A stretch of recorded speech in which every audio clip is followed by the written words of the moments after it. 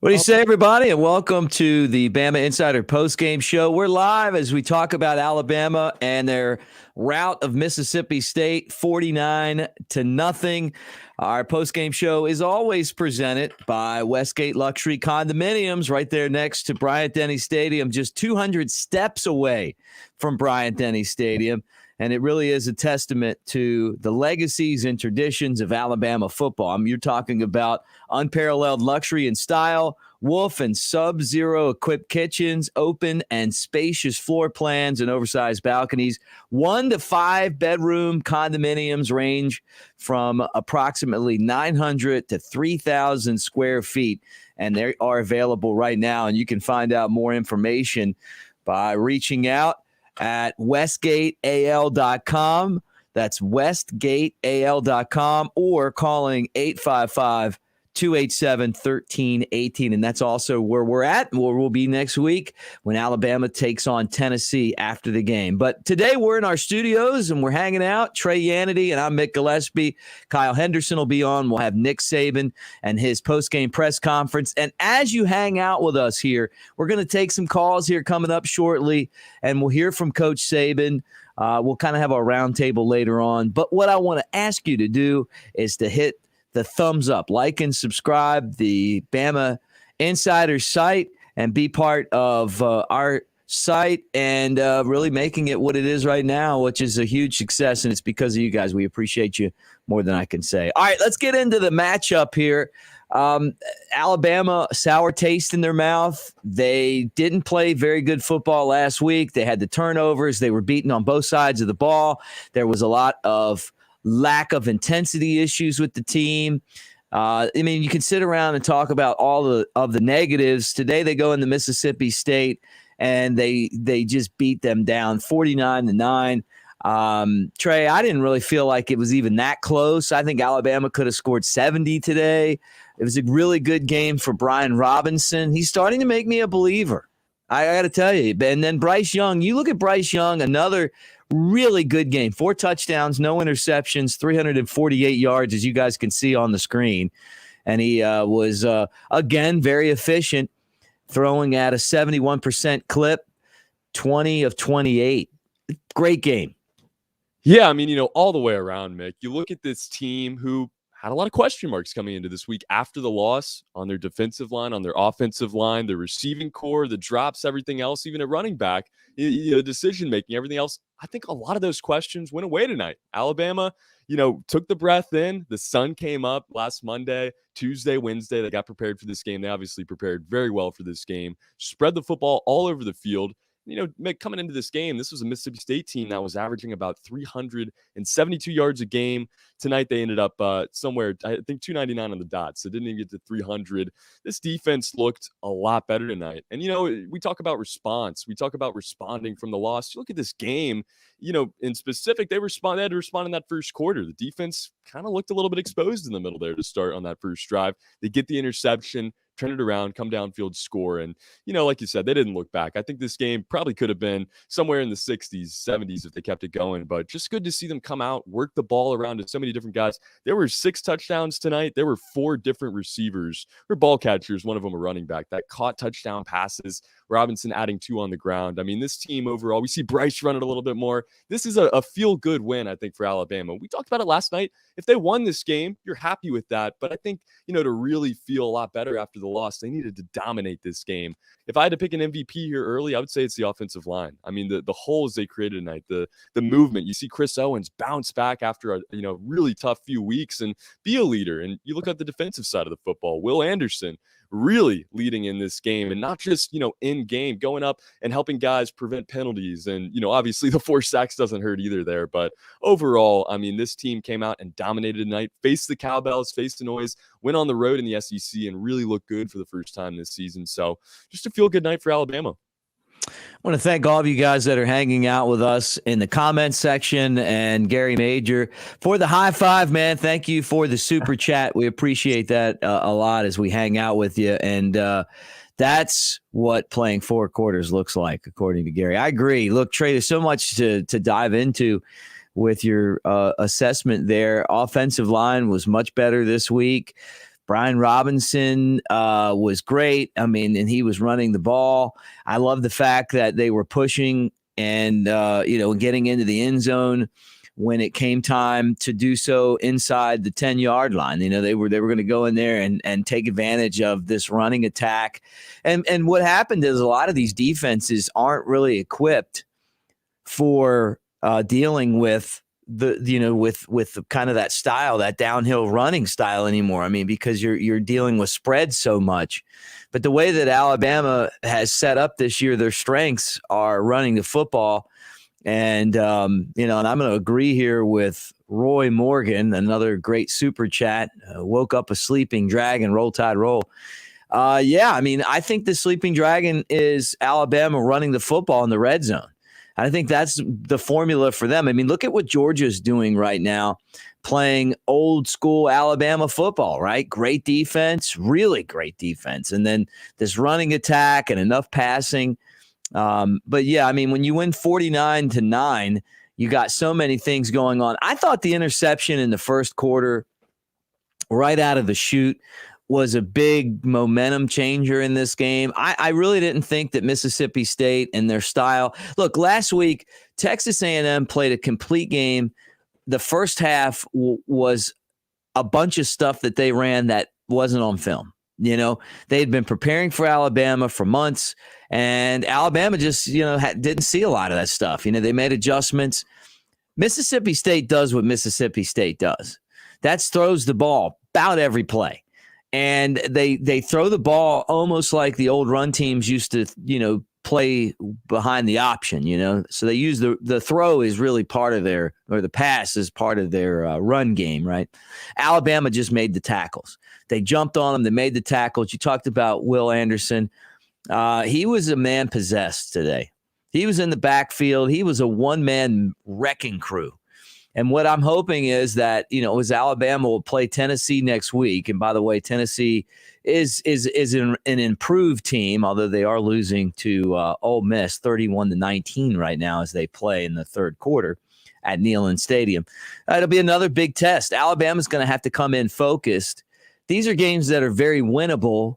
I mean, really, every game's winnable up until they go down to Auburn on the Plains. But for this team to get 4 quarters in and play a solid 4 quarters, I think that's really going to help them as far as getting ready for that test at the end of the season.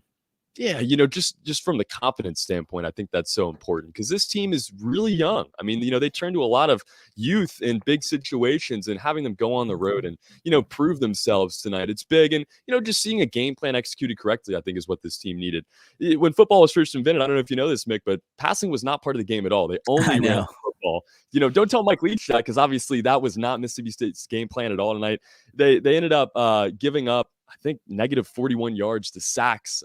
So, rushing the football, anything on the ground wasn't going to be part of their game plan. Alabama knew that, but at times we've seen Alabama get exposed over the middle of the field with the pass, and we saw that on the first drive. We saw Mississippi State driving a little bit, and you thought, is this, are we watching last week over again? Or the middle linebackers not going to be able to communicate and, get the production they need to? But after that first drive, you look at a guy, Josh Jobe, who's caught a lot of flack in these last few weeks, a guy, Jordan Battle, who last week had a huge pass interference call in that game that, maybe swung things there at the end. Those two guys getting interceptions in the first quarter, one of them a pick six, just the immediate confidence boost. Having Malachi Moore back, allowing Brian Branch to play a more natural position. DeMarco Hellams as well, not having as big of a role with Moore there. I mean, overall, this defense needed a confidence booster kind of game, and they just executed everything perfectly. Interested to see, everybody's thoughts on Pete Golding after this game. I believe in Pete Golding. I think he's a great football mind. Maybe changing his role is the right idea here. But after games like this, I don't think, you even scratch your head at a Pete Golding performance. He came out, had his guys prepared, had his guys in position tonight. Let me ask you this, Trey. I mean, we didn't really get into this last night, and I'm curious. Why does Pete Golding take a majority of the bullets when Alabama doesn't play well? I mean, I thought last week there was enough blame to go around. I felt like Bill O'Brien had just as much blame by not running the ball in the red zone than Pete Golding's defense, and then the turnovers were on offense, right? I mean, they could have done better at special teams. I mean, remember the kick return for a touchdown? If you kick it in the end zone or you kick to someone that isn't explosive, you're not looking at it like that. Why is it that Pete Golding, and you're right, I saw articles this week, one story in particular where they were talking about the potential replacements for Pete Golding.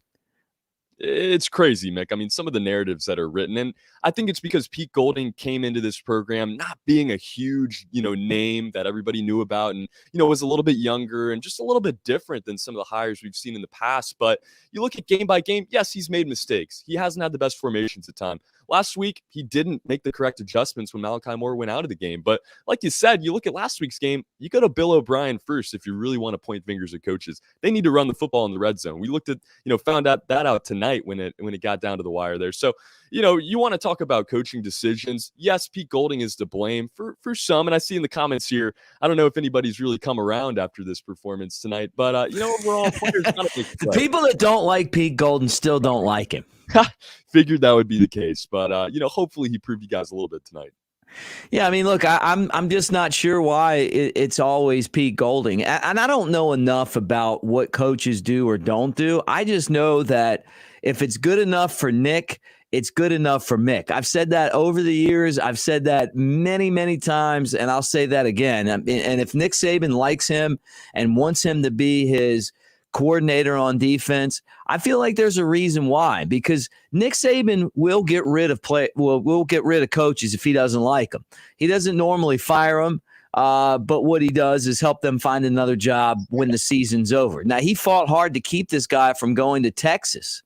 Remember, I mean, he got a big pay raise, and so Pete Golding takes a lot of abuse when the team doesn't win, and maybe he, some of that's justified. But I thought Bill O'Brien, I thought that, there were other people that were to blame last week, and this week a great bounce back for everyone. I mean, yeah. I thought the offense ran the way that it should have ran, and sometimes when things don't go your way, sometimes when you face adversity and failure, you go back and you look in the mirror and you re-strategize on the best way to do things moving forward.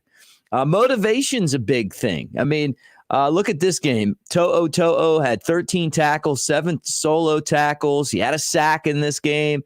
You talked about the 2 interceptions by Jordan Battle, a great game for him.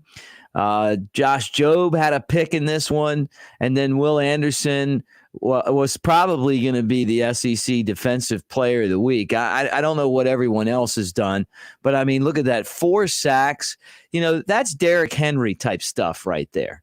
Yeah. That's Cornelius Bennett type stuff. That's the biscuit right there. I mean, that's Jonathan Allen type of things. So I'm so impressed with Will Anderson because, the press conference this week, he comes out and they ask him and he looks like he's very angry, almost kind of gave you this feeling that maybe there were some guys on the team that didn't want to play. And then he went out and led by example. And when that guy's motivated, when that guy's angry, it's really, really hard to stop him. He looked healthy tonight too. He really did. And, Mick, we're talking about a guy that's 19 years old. I mean, we still have at least one more season of Will Anderson out at Alabama.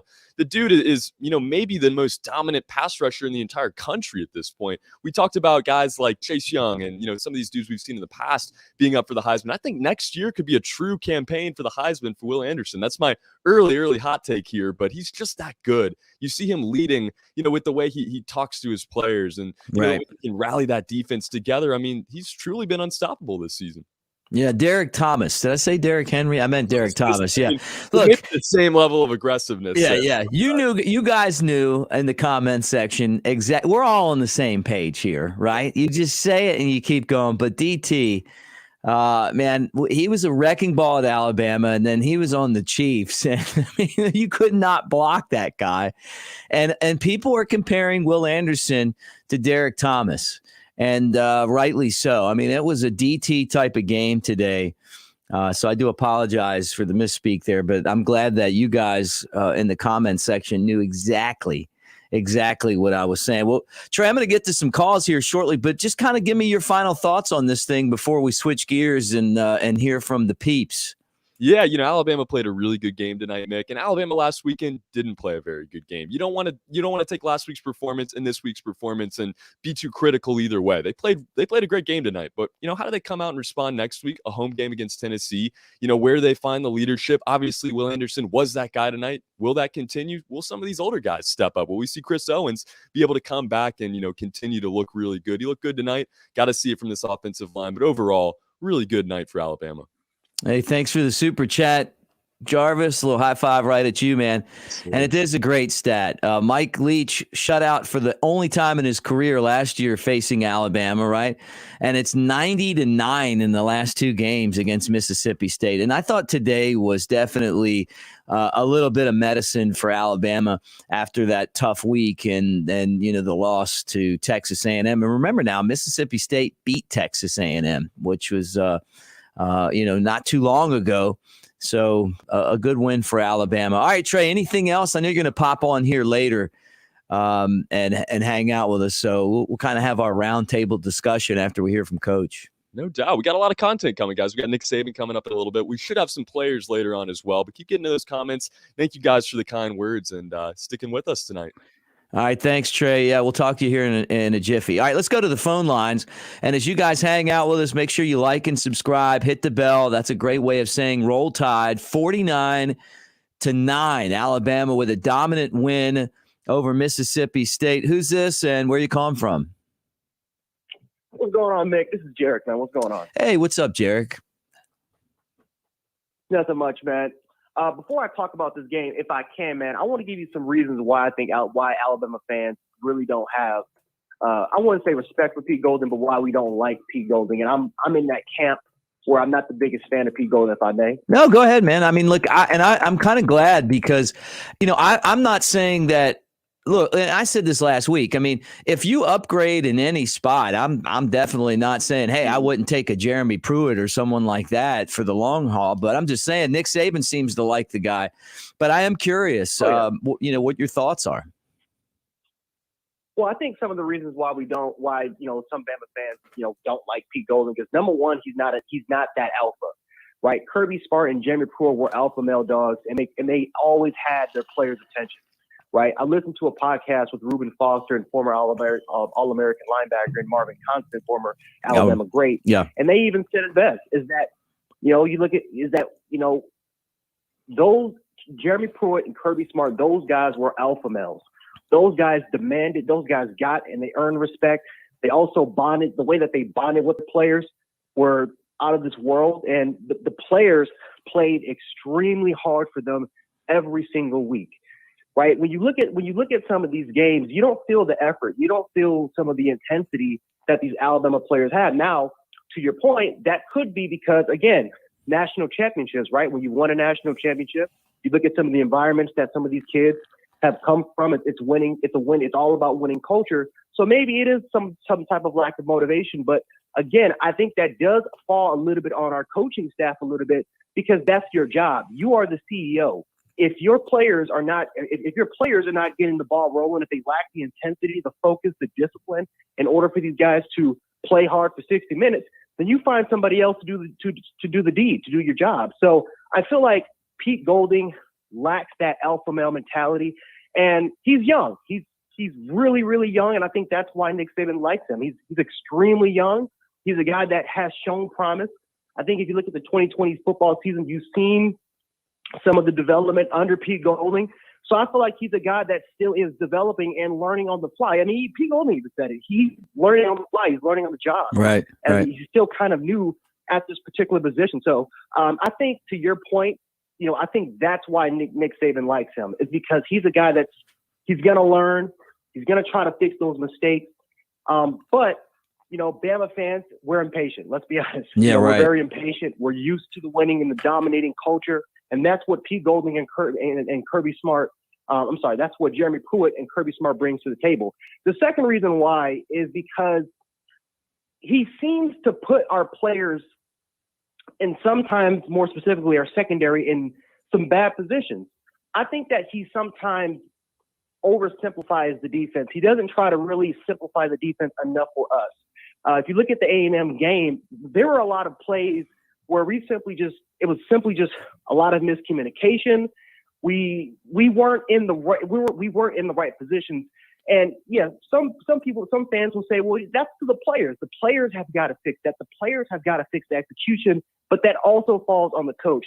That is your job, and that is your responsibility to put these players in the right position. And to Golden's credit, I gave him credit for this last week. He simplified the defense, and we were a lot smoother.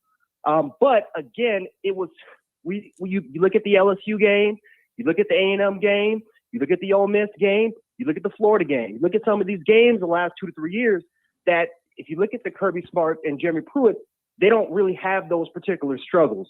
So again, Golden's still learning on the job. He's still new. He's still developing as a defensive coordinator. But like I said in references prior, I don't think he's an alpha male compared to what we've had in the past. Yeah. Well, I mean, the other part of it, too, is recruiting. You got to be able to recruit to hang with Nick Saban. And so, Golding must be really good at recruiting. I mean, and if Arch Manning ends up coming to Alabama, how ironic is it that Pete Golding's the guy that's recruiting him right now? So, maybe part of it, I think the biggest struggle he has are games like last week when you're seeing things that they haven't really done all year. And then the adjustment part of it, like Pruitt's probably seen just about everything, when you're young and kind of still cutting your teeth, like Golding, maybe that's part of it, but you got to give him credit, man. Your thoughts on today's game? I mean, it was, it's a hostile environment. Mississippi State is dangerous. They beat Texas A&M on the road. Alabama went in there and they set the tone with the defense. In the second half, they scored on the first play, and then there was a drive where you could tell Bryce Young was upset. They didn't take care of business, and the defense came out and just kept sacking Will Rogers all over the place. I thought the defense just brought so much heat in this game and really even kind of smashed Rogers and banged him up early on. Mm-hmm. Well, yeah, I completely agree with you. I think that the most important thing is that you finally had a very dominant type of showing on the road. If you look at some of our games against Florida, against A&M, we've struggled on the road. I feel like for this particular game, we did a really good job handling the pressure, not really letting Mississippi State in the football game, not letting this crowd back into the football game where they can gain any sort of type of momentum. So I feel like that was the number one thing that we did, is that we're learning, we're continuing to get better. You can tell that the players play with a lot more intensity compared to what we did last week, which I think that is one of the most important things is the intensity level. Like how, right? Do we feel numb? Do we feel like we're out of it? Do we feel like we're not 100% mentally, focused and prepared for this game? I feel like we were. We did struggle a little bit in the first quarter. But we did a really good job with quickly making adjustments. That's where, you got to give P. Golden some credit for that. He quickly made the adjustments, simplified the defense for these players. We started to, instead of dropping, 8 players back into coverage, we decided to just say, you know what, screw it. We're going to dial up pressure. We're going to pressure Will Rogers. Yep. We're not going to just stand him. We're not simply just going to let him just stand in the pocket. No, we're going to put the pressure and see if he can handle it. And Will Anderson was able to get there home with the 4 sacks, which was, again, Will Anderson, man, if we're talking about alpha males, he is an alpha male on this defense. That is for sure. But yeah, I was really, really impressed with overall our defense. I thought our secondary played a much better job at playing the ball. Again, Will Rogers made some mistakes that, that he definitely wishes he would, definitely take back. But I feel like one of the most important things in our secondary was that, again, we were rangy enough to get to the ball. We were able to see it, and we were able to make a play on the ball. That's one of the things that we have struggled with all year round, is finding the football, locating it. Do we have the size? Do we have the ranginess in order to make plays? And I felt like we did a much better job of making plays on the ball in our secondary. Some things that I really wish that we can improve on, though. I wish that linebackers, again, can do a much better job at tackling. Right. I wish that our offensive line can be a little bit more stout on the offensive side of the ball. Again, we didn't really get it going until the second half. I would love to see a little bit more consistency for our offensive line, mainly the center position. I feel like Darren Dilcourt did not have a good game. Yeah. And then again, going back to Bill O'Brien, we did a much better job with our goal line situations, but it just seems like we just lack creativity in our passing attack. It just seemed very predictable. There's really only like 3 or 4 routes that you just know are coming. So I wish that we can get a little bit more creative, get these playmakers the football, right? These are 4- and 5-star guys. Right. These guys are a little bit more involved with the football. Yeah. See if we can try to be more creative there. I definitely feel like that was a big reason why Bryce Young was pressured a lot, because Mississippi State did a great job of taking away his look. So let's try to get more creative there with our play calling, with our play call designing there. But overall wise, much more improved, and we got to keep it on a week-on-week basis because we can't afford to have a down game like we did against A&M Florida. Yeah. Well, you brought it today, Jarek. Don't forget tomorrow, 6:00. Jump back on with me. We'll kind of break down this game and start looking at Tennessee, who's hanging in there with Ole Miss right now. Tennessee might beat Ole Miss, and if they do, I'll tell you what, next week's game is going to be something. I mean, that's going to be Tennessee might be coming in with a ton of momentum. I don't think Ole Miss is going to lose this game. Matter of fact, I think when it's all said and done, they're going to cover the spread. But Tennessee, for a team that's kind of light on scholarships, is pretty exciting to watch the way they move the ball. But Jarek, really appreciate it. Roll Tide. Yep, you too, man. Roll Tide. All right.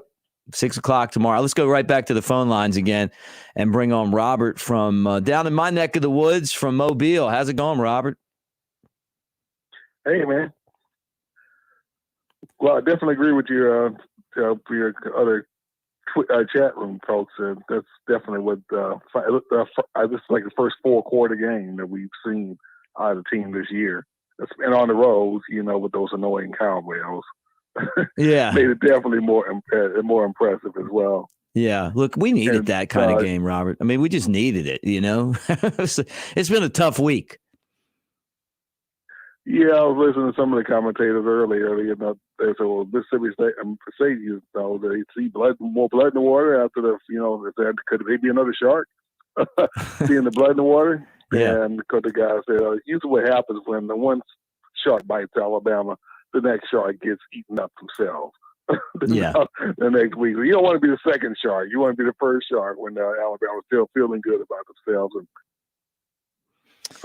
Well, Robert, what'd you think about Bryce Young running the football? I kind of liked it. I was thinking finally. Yeah. And that last run was, the touchdown got taken away. That was with style. That was running with style. That was almost a Manziel sideline hugging run for a touchdown. I was hoping he'd get the touchdown on that. It would have been really nice then. Yeah. But no doubt. It was like finally. Yep. Wait until this guy really gets comfortable. Isn't that crazy to say?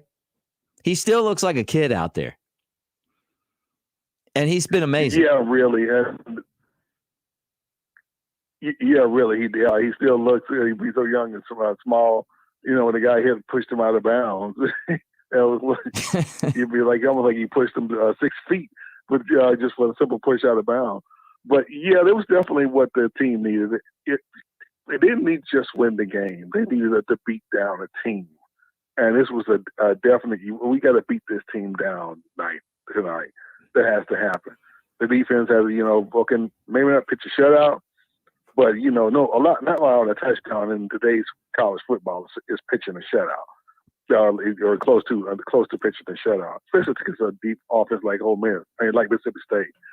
So it definitely looked good on both sides of the ball tonight.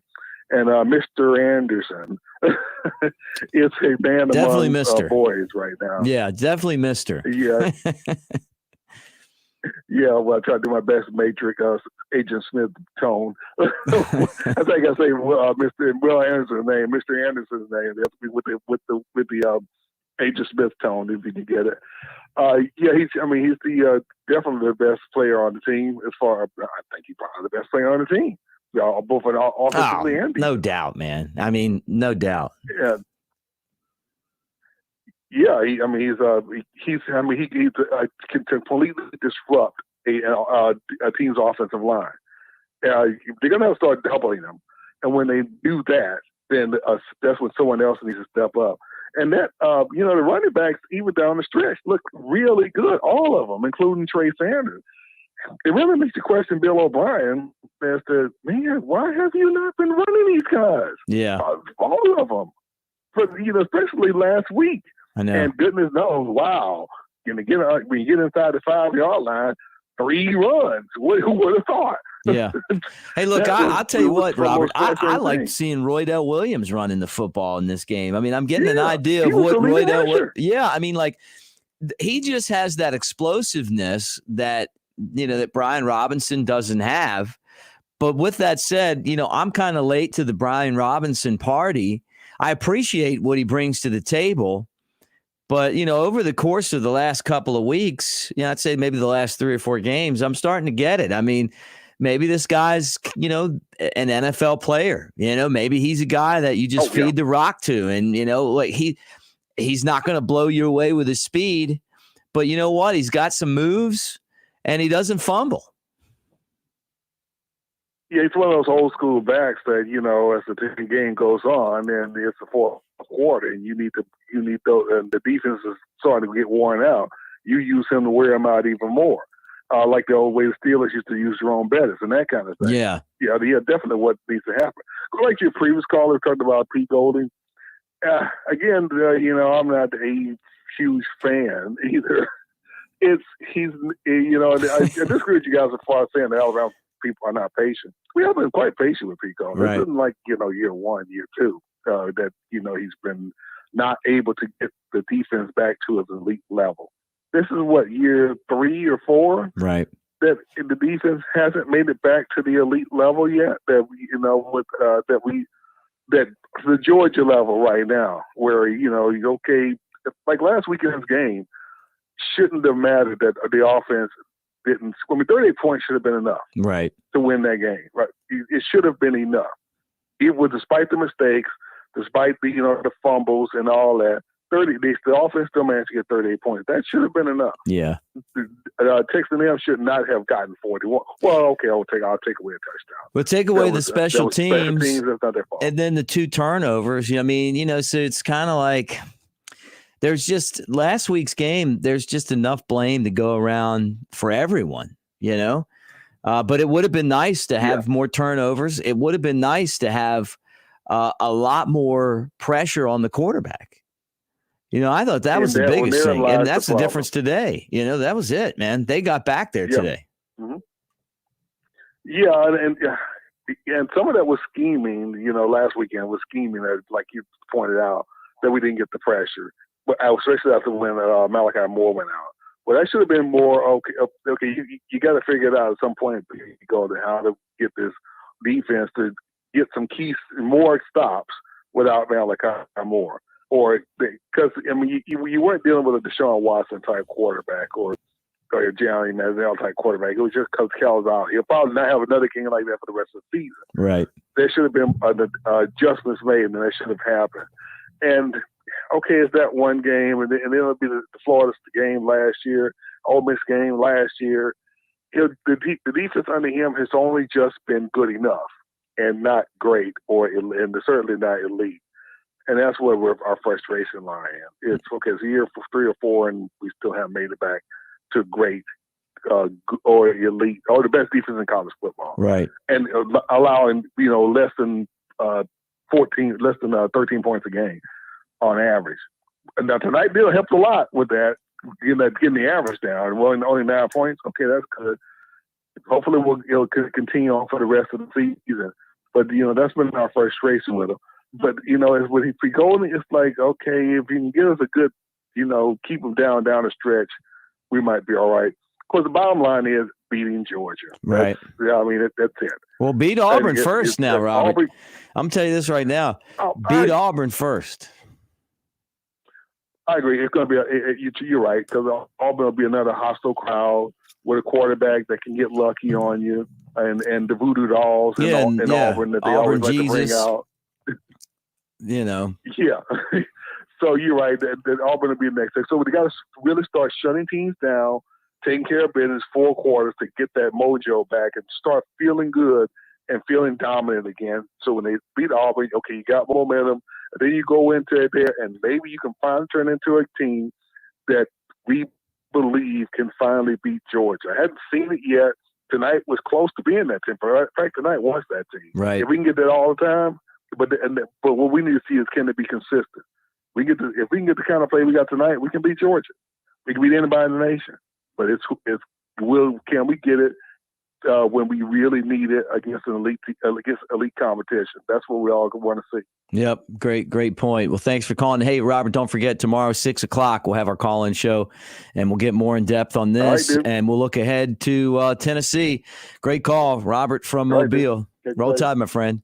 All right, let's go right back to the phone lines again. And as you hang out, like and subscribe, hit the bell. Let's go to Kevin in Dallas. What's up, Kevin? Roll Tide, man. Roll Tide. Good evening, Mick. What's up? I just have to, unfortunately, jump on the bandwagon as in the pluses and minuses as far as Pete goes. As far as his greatest I've touched a nerve, Pete. As far as his greatest asset, Mick, is that hey, he recruits the blankety blank out of Louisiana. That's his strength. Right.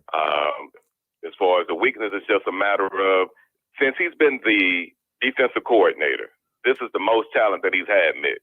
So this year, you look at this gauntlet of 5 games, of the 5 remaining games, 4 of them happen to be at home. And of those 4 games, you're going to have probably, I would say the LSU game will be a night game. Tennessee's a night game. Arkansas can go either way. Auburn game is definitely going to be. And then as far as the New Mexico State game, that's going to be a doggone, that's going to probably, unfortunately, be SEC Network at around about maybe 9 a.m., something like that, tongue in cheek. But, that notwithstanding, it's just a matter of, he's a cook with all the ingredients as far as in the kitchen, but I don't see him using all the ingredients, Mick. And that's really, I think, the biggest frustration as far as myself as well as a lot of Alabama fans. Right. Okay. Yeah. I mean, I get that. I mean, but what about today's game? I mean, like a really good defensive game for Alabama. I mean, he's got to get a lot of credit for that. Will Anderson showed up big time, Mick, but all he needs is one person. And you know how I feel about the upperclassmen as far as University of Alabama. Right. I mean, I will give all of them a graduation gift, and that would be to get as far away from the University of Alabama as possible. Because I'm just underwhelmed, Mick. I'm underwhelmed as far as the upperclassmen on that D-line. If I have to go there for a second, the most aggressive thing I've seen DJ Dale do as far as on an Alabama field was getting down on one knee and proposing to his fiance. That's it. I missed that. When was that? That was at A-Day. A-Day. Okay. Yeah. I remember that now. And then as far as one of my boys from my hometown, Jason Armin Davis, the only time I've seen him do anything productive on the football field in the last X amount of years has been at St. Paul. So if we can go back to the Wayback Machine, and instead of playing at as far as it in Tuscaloosa or any of the SEC, if we could just let him play at St. Paul every day, then I guess that he'll be All-American. Right. But I'm not seeing it now. So. Yeah. Well, so much of it, though, on defense these days is if you can get to the quarterback like they did tonight they blitzed a lot tonight, but if you can get back there, if you can beat their 5 with your 4, or even sometimes 3, just depending on the team, the game, and the situation, it makes the rest of your defense better.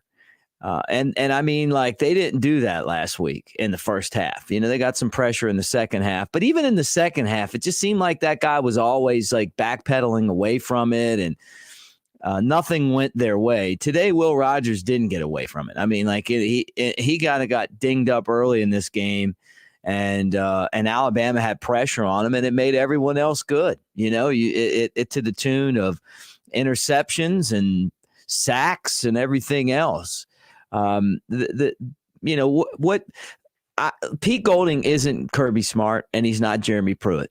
And I mean, I think we're a little spoiled because that's who we've had at defensive coordinator here.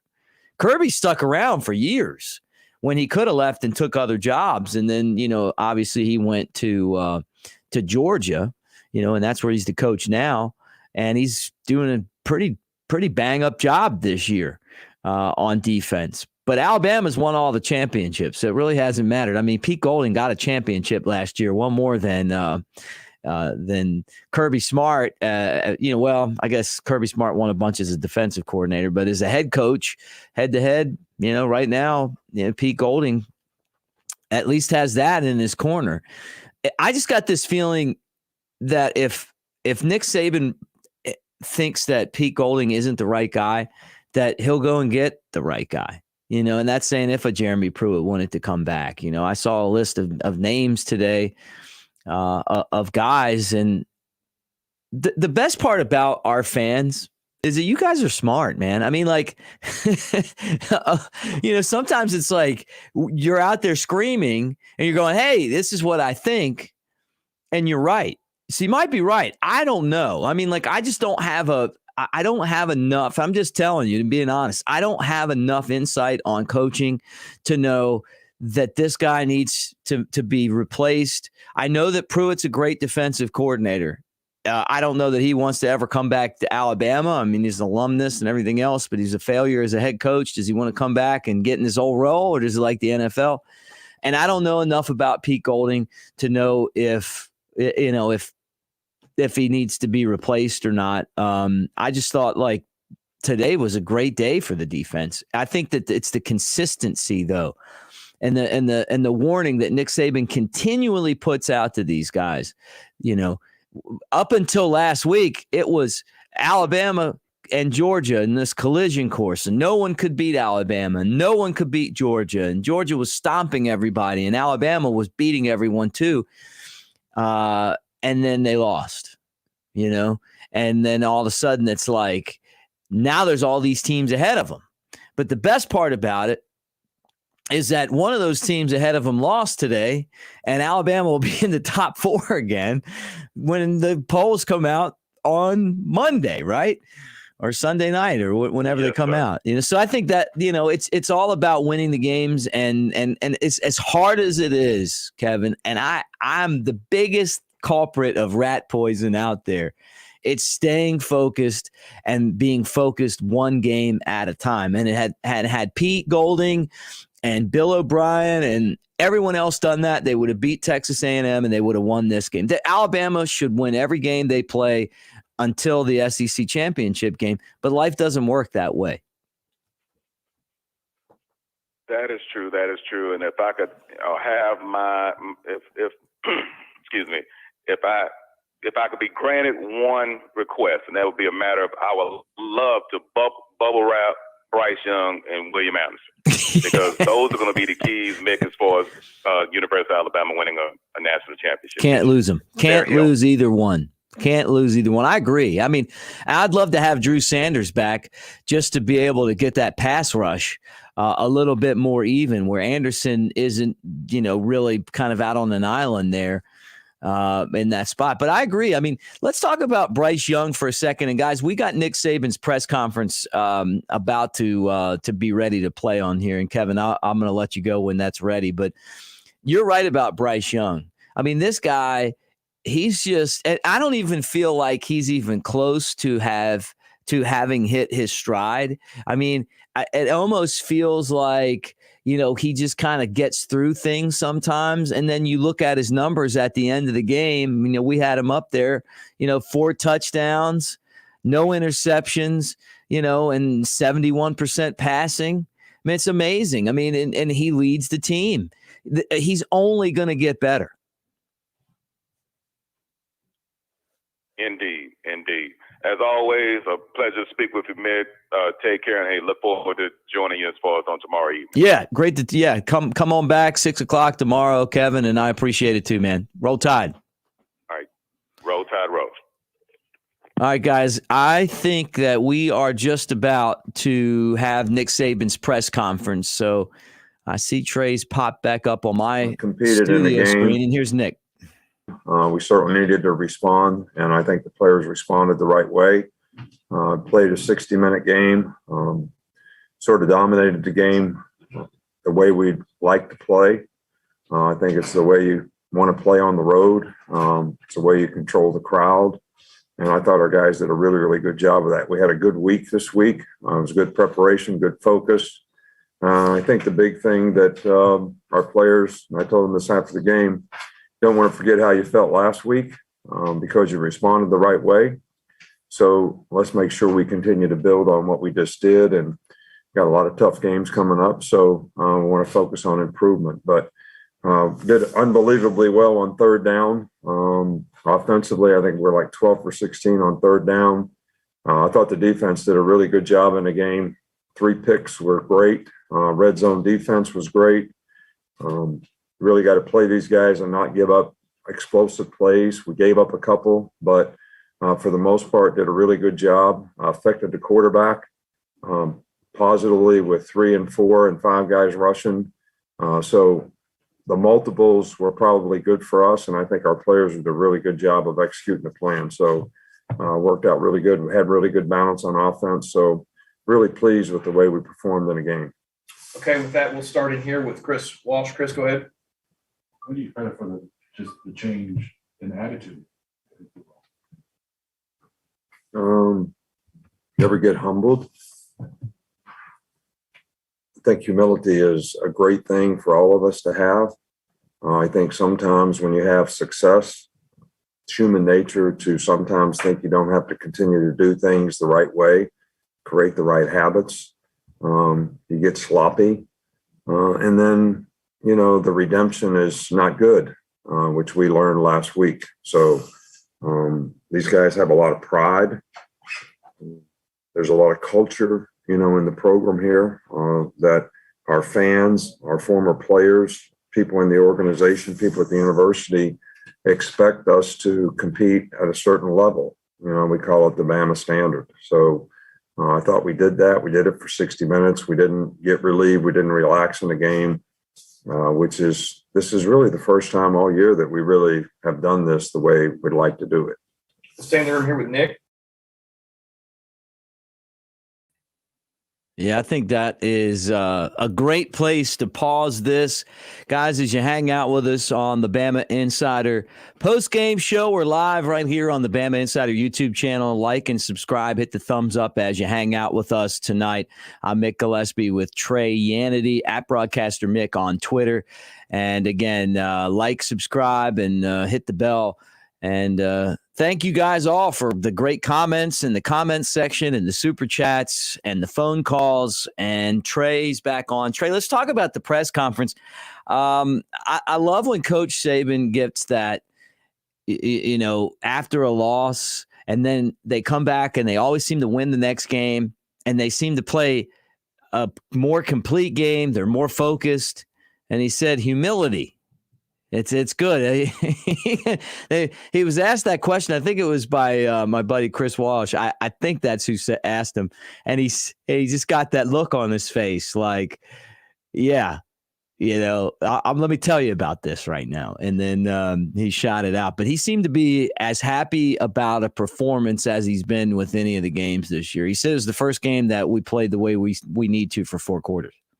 Humility is important, Mick. I think this team maybe needed a little bit of humbling. They needed to, lose that and lost since 2019. So it was interesting to see him come out, kind of have that relaxed, more, typical win Nick Saban that we're used to in the press conference, and really just give the praise back to the players. I mean, that was something that I thought we would see in this press conference tonight. But, these players really deserve that praise. And you hear him talking about the Alabama standard there, and it gets a little bit cliche, when you talk about all this stuff. But this is stuff that they really believe. I mean, he goes to practice every day, gets in these meetings at film sessions, whatever, and talks about this standard and, the expectations. And it's not corny because, they all believe it because he's, just so passionate and, is such a good teacher and coach in this game. So, great to see Alabama come out, Nick, have a solid press conference, much more relaxed than last week, and some really good players sound. We, hopefully we can get on here in a little bit as well, but, high spirits here, and, good to see him, really give it back to the players in this one.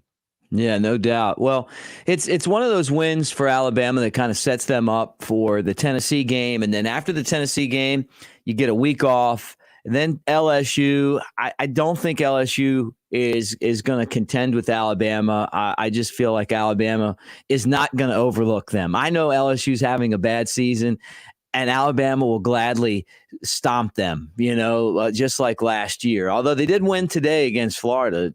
So credit to Ed Orgeron, who's fighting to keep his job right now, en route to being the next Gene Chizik.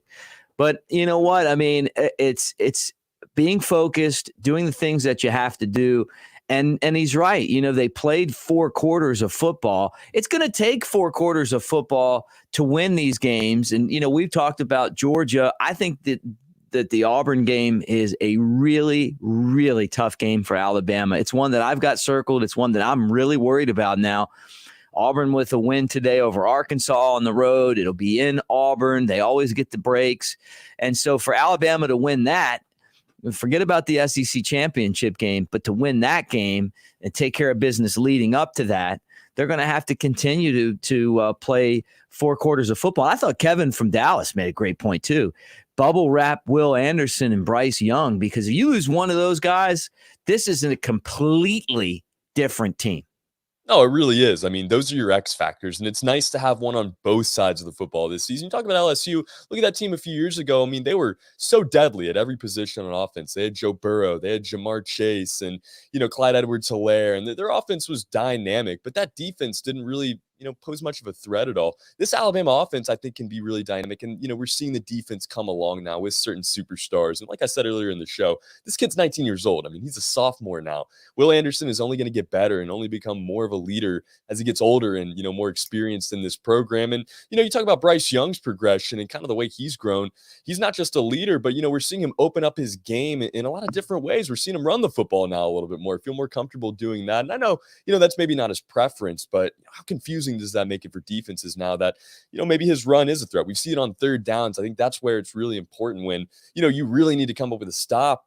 If Bryce Young can keep it, somewhat of a question in the defense's mind, I think Alabama's going to have a lot better time on offense. And, you talk about certain players as X factors. How about Jamison Williams so far this season? I mean, this guy transferred to this program. Yeah. Alabama didn't have him at the start of 2021. So big addition there.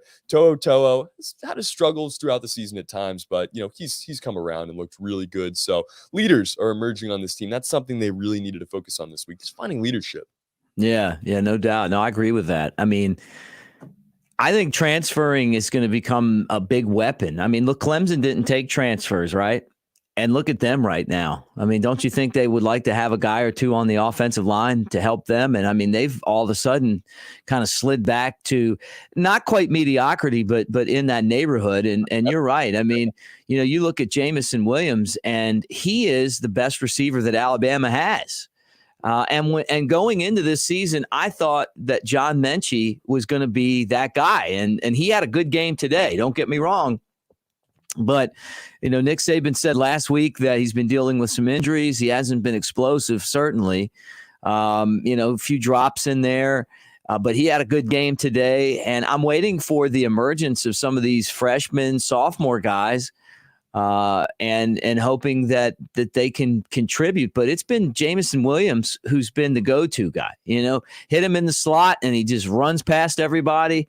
We've compared him to Waddle, but I think he's his own type of guy, and I think he's going to be a really good NFL player too. I don't know if he's going to be a first-round pick, but he's going to go in the draft, and some team's going to be really lucky to have him. So he's a big asset. To'o from Tennessee. One of all those guys that transferred out. I'm glad that Alabama has him. Who would have thought that the defense, when you looked at them on paper at the beginning of the year, both lines were stacked.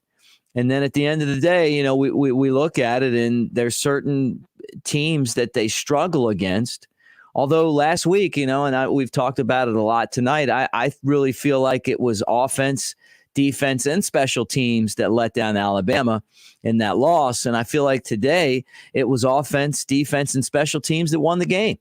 It was. And even to break that down further, it was every single guy on, all 3 sides for Alabama stepping up. We saw so many different receivers get involved. And, you talk about this young receiving core. It was good to see Ja'Cory Brooks, get into the game. Trayshawn Holden score a touchdown, make an impact there. But there's a guy that, is going to get a lot of buzz this week. Jai Hall, I don't know if you saw Mick, but tweeted after the game.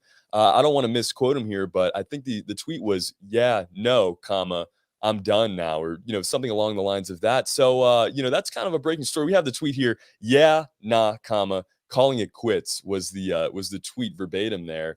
It was brought up in that post-game press conference to John Mechie. The question was kind of, what do you say to a guy like that that's obviously struggling with all this? Mechie hadn't heard about it. He kind of talked about just trusting the process, sticking with it. Once the press conference was over, I went on Twitter to check it out. The tweet had been deleted at that point. So, this receiving core has a lot of different guys, but I think you need to work them in so we don't have stuff like this happening. Ajay Hall needs to feel valuable on this team. And, it's important to trust this process and wait your turn in line. You look at John Mechie. He did that with a lot of elite receivers in front of him and some other guys in the past as well. But, right now this core is a little bit different, and I do think they need to continue to work in all of these guys. It's going to be interesting to follow this Ajay Hall story. Yeah. Well, I mean, look, it is frustrating when you're good enough to help and you're not helping, So I don't know. I mean, that's definitely not the right way to get your point out there either. To go to Twitter. But remember, Mechie had a tweet that came out and it was someone hacked his account. You remember that during the summer? So there's no telling what the deal is or isn't. But you hope that after a nice win like that, 49-9, that everybody would be pumped up and looking ahead to Tennessee, who's in a dogfight right now with Ole Miss in Neyland Stadium. It was like one of the first sellouts that Tennessee's had in a long time. Their program's getting a little bit better. I mean, I got to give them credit. Josh Heupel, their head coach, former Sooners quarterback, spreads the ball out and able to score some points. So that's who Alabama's going to play next week.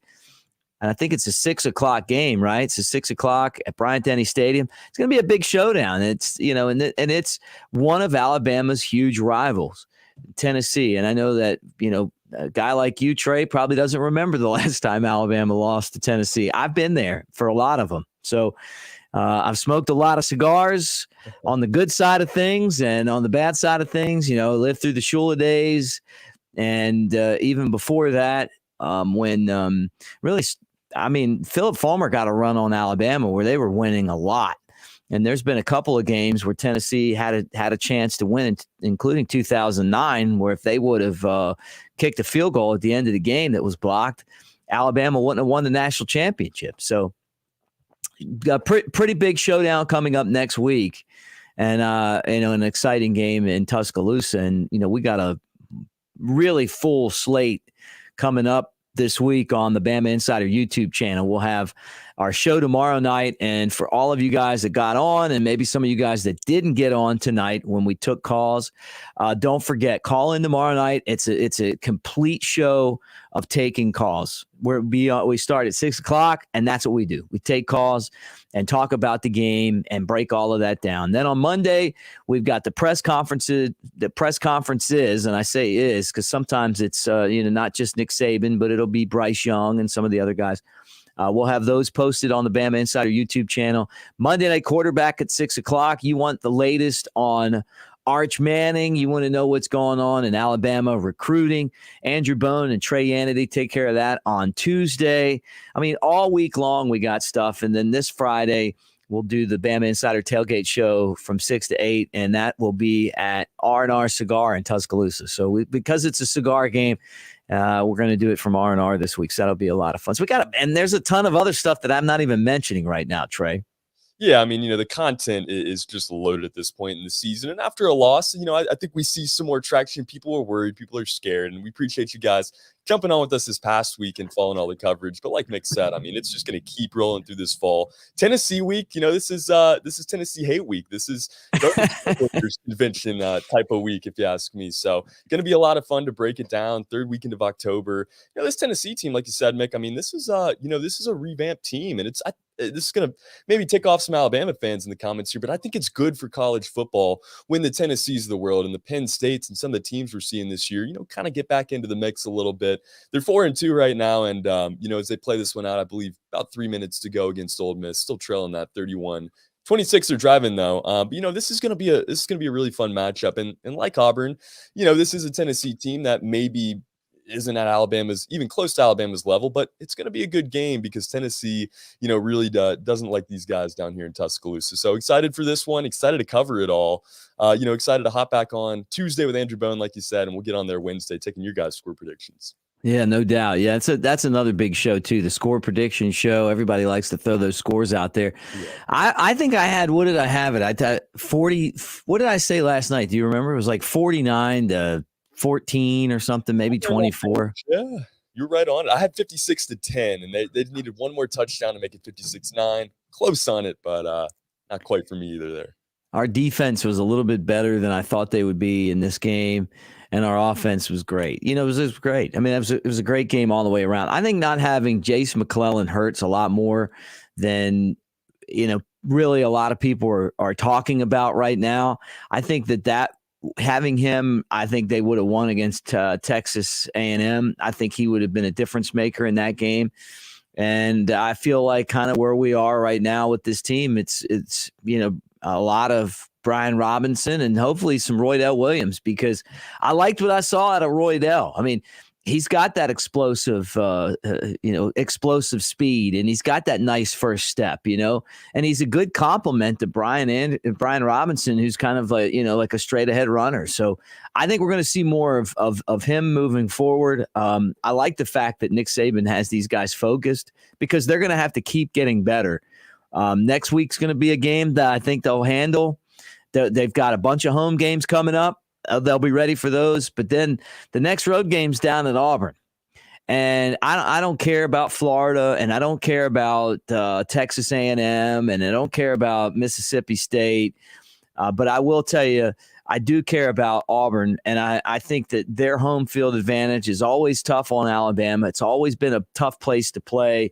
And it's one of those games where when we lose, unfortunately, there's not another game the next week. Kind of bounce back unless somehow you lose and then play in the SEC title game. So, but I just can't stand when Alabama loses to them. And I know a lot of you guys feel the same way. So they're going to have to keep getting better before we get to that one.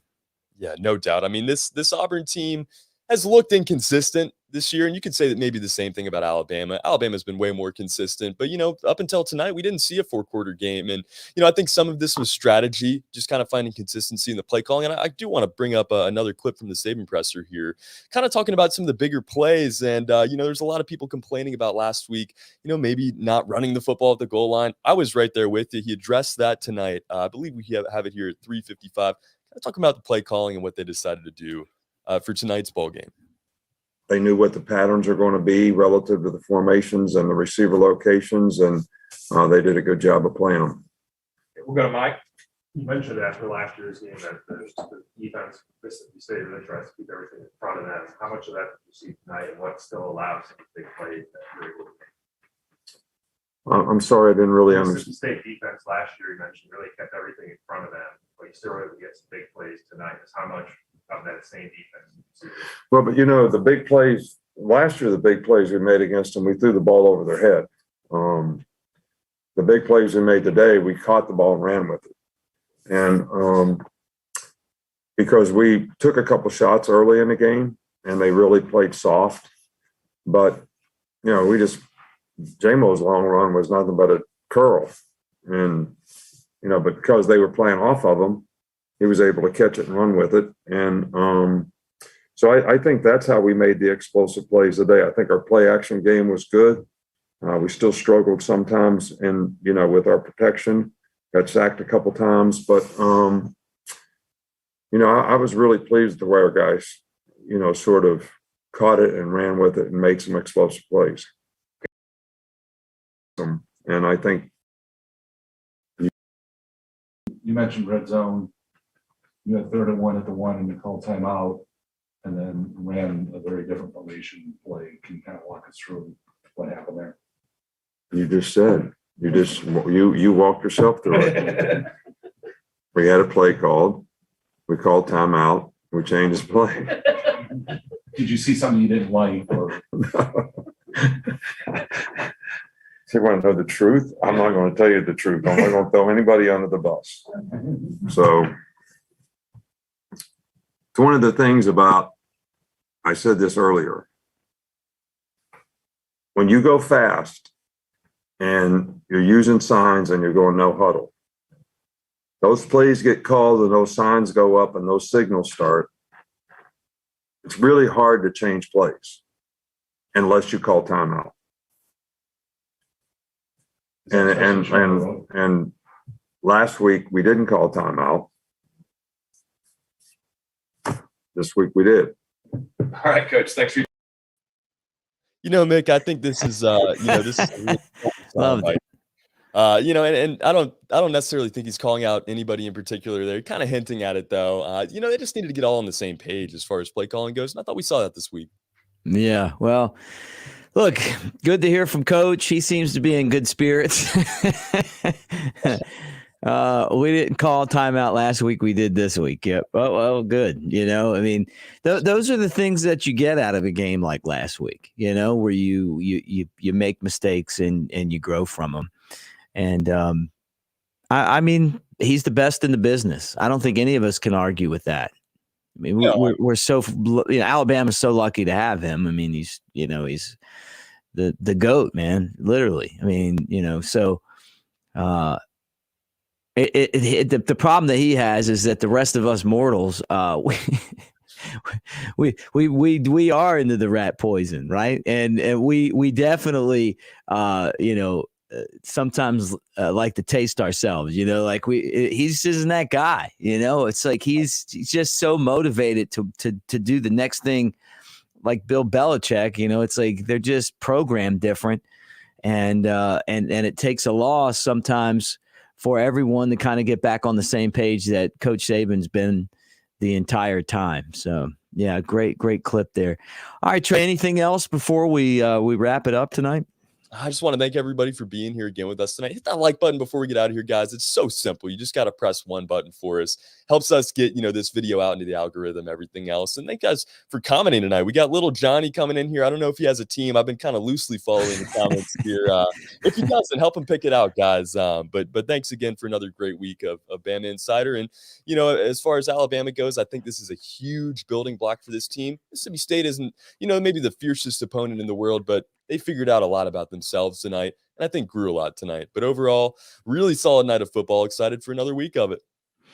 Yeah, no doubt about it, man. I mean, like what a good time, and the fact that Alabama got back on track. I mean, I kind of knew that. I mean, I would have been surprised if it would have been anything other than Alabama getting back on track. And, the other thing that I want to say is that we appreciate the fact that this show is brought to you by Westgate Luxury Condominiums. 200 steps from Bryant-Denny Stadium. Westgate is a testament to the legacies and traditions of Alabama football, featuring unparalleled luxury and style, Wolf and Sub-Zero equipped kitchens, open spacious floor plans, and oversized balconies. 1 to 5 bedroom condominiums range from 900 to 3,000 square feet. They're available right now. Not many are available, but some are. And if you want to be a part of it, you need to reach out to westgateal.com or call 855-287-1318. They're located steps away from Bryant-Denny. You get exclusive access to Skygate Club for you and your friends, which is where we'll be next week when we do this show after the Tennessee game, on the roof, doing our thing, catered game days, unparalleled service. We can attest to that. I mean, it's like very, very, very good food up there. I mean, like elite food. I still can't believe how good the shrimp and grits were last time we were there, Trey. And you're talking about luxury condos with high-end finishes, appliances, and more. So that is westgateal.com. And the number is 855-287-1318. And they are the official sponsor of the postgame show. All right, man. Yeah, I feel like we had a great time tonight. Appreciate all of you guys for hanging out with us. Kyle Henderson, Chris Daughtry back at Bama Insider headquarters. And for Trey Yanity, I'm Mick Gillispie. And again, like and subscribe, hit the thumbs up. We'll do it again tomorrow, 6:00. Let's crank up the calls. we'll go on there and kind of get into this whole thing. I know you guys like to talk about Pete Golding. We'll get into the Pete Golding stuff tomorrow if you want to. I'll talk about whatever. I mean, Alabama and Tennessee. Right now, Tennessee is in this game. They've got the football. They're down by 5, and time's running out. So who knows? Maybe Alabama plays a Tennessee team coming off of another win over Ole Miss. Maybe they don't. But I'll tell you one thing, 6 o'clock next week, they'll be kicking off. So for our entire crew, I'm Mick Gillispie. Thanks for hanging out with us tonight, guys, and Roll Tide.